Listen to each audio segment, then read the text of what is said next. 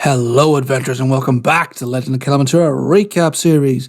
Don't know if you guys noticed any difference in the audio quality this time around. Let me know if things sound a little bit better, because I'm trying something a bit different. It's a bit janky, but it's a bit different. So hopefully this sounds a bit, I don't know, warmer, a bit less, well, not my recaps of bad audio quality, but, just let me know if this sounds any better. Hopefully it does. But anyway, we are recapping session 61. Yes, indeed. So, longtime viewers, watchers, listeners of this will remember that at the end of session 60, our diamond episode, Dinesco was slain in a one-on-one duel with a gladiator of the Defiant. And the session just immediately kicked off with the party on party combat, basically. This time around, I had a bit of help, actually, because there are a few new people who are joining the party in the next coming weeks. Maybe next session, the session after, I don't know, we'll see. But to kind of get them used to the party and what have you, I brought them in and they helped me run a couple of the NPCs for the fight. So yeah, we had Faith and Becky joining us. Between the two of them, they ran Duchess, Lowe, and Bart, because those three were sadly unavailable. So they ran them in combat. And yeah, I ran pretty much, they ran them in combat, I ran the enemies. And yeah, all in all, it was a pretty damn good fight. I got to throw around some pretty decent decent spells, throw in a bit of spike growth and bit of maelstrom, and kind of did a little bit of chip damage. Didn't do as much as I wanted to do, sadly. The party just realized they couldn't move without taking damage and just sat and spammed fireballs, basically. So the samurai fighter that I built got to do fucking nothing, because I realized when I cast spike growth, he couldn't do anything, sadly. But yeah, I was all in all, that was a bit of a fun combat, because I got to throw around some decent spells, but yeah, I'm learning. That doesn't mean it was a bad thing, but it was pretty fun. But on Dinesco's first turn in combat, he got visited by Asmodeus, or rather, as I rated it, basically Dinesco's turn in combat was like, yeah, this is the moment that you die, your character actually dies, because, well, dramatic storytelling purposes.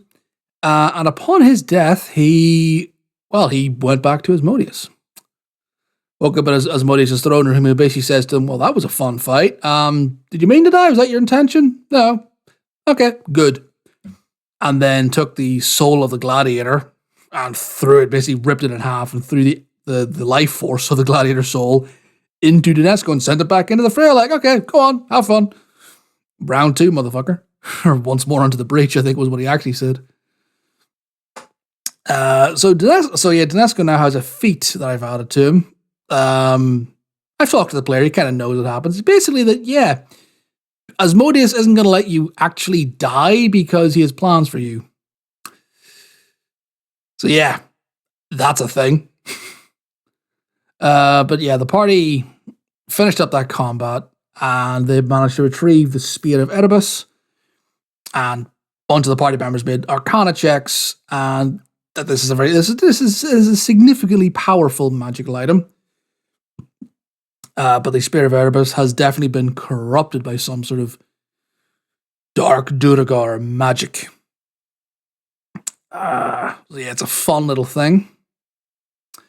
And Dinesco now has to find a way to uncorrupt it, because, well, obviously he wants to have all his soul weapon friends together again, and, well, this corruption is kind of fucking with those plans. But we'll see how he undoes that. But party took a short rest. So after the fight and after all this, they were gently taunted once again by Okata. He says, okay, well, that was fun, but yeah, come on to the library if you want to have a talk. So party took a short rest and then carried on to the library, where they saw Okata there with a bunch of riflemen up in the various tiers of the library. Engaged in a bit of a conversation back and forth, and Dinesco tried to sort of make a, okay, well, you were never a monster. I can't remember exactly what he said. But he says, yo, yes, me and you, we know each other. you were never actually there on the front lines.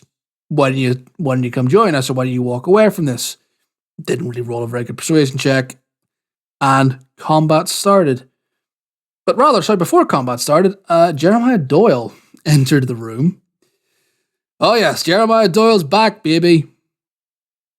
So he walked into the chamber, and the two of them. So the party are now in combat with Okata the Beholder, Jeremiah Doyle, and 4 riflemen.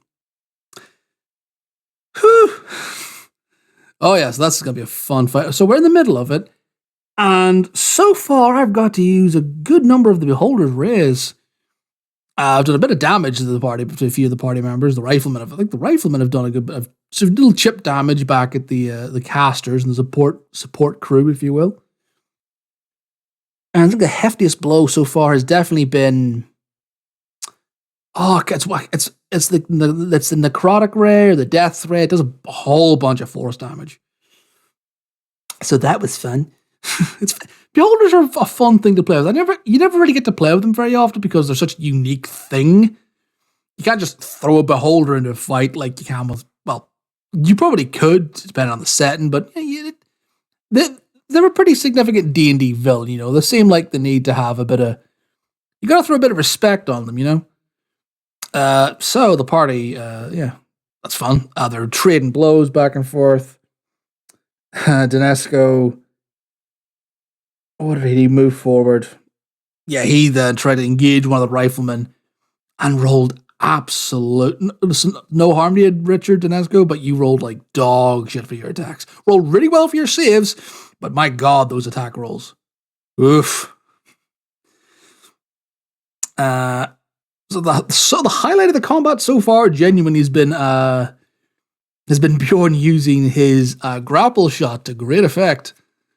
The Lee's heavy grapple shot. He's had that for, oh God, I don't even know now, like at least 10 sessions.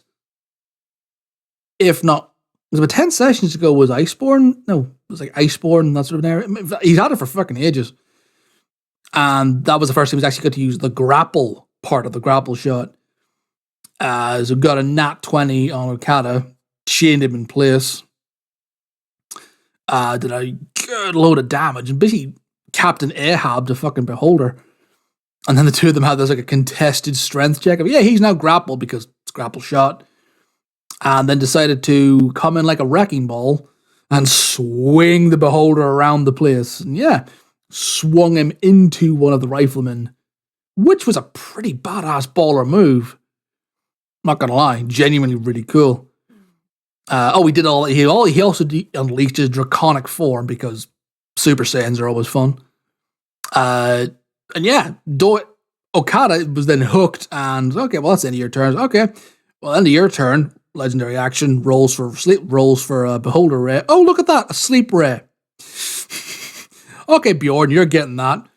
I failed his save, rolled really badly. I think it's a con save. The DC is not terribly high for a beholder, especially for a level 15 party.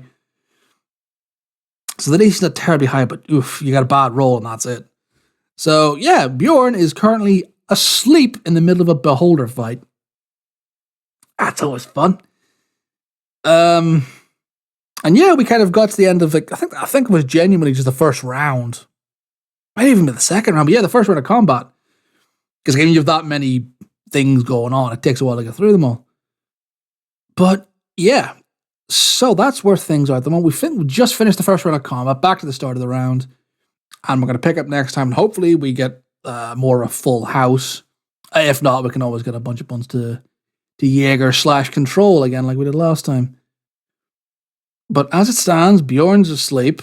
Dinesco is engaged with the rifleman, trying to cut him to pieces, but not really doing very well. The rest of the party is kind of waiting to go, see how things are. And Okada the Beholder currently has a massive grappling hook at the side of his face, which he's not happy about.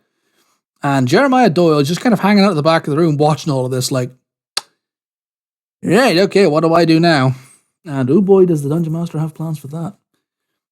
But you'll have to tune in next time, guys, to find out what happens in session 62 of The Legend of Kelamentura. So, yeah. Good wait for that one, guys. But thank you very much for listening, watching. And I will see you all next time. Have a good one, guys.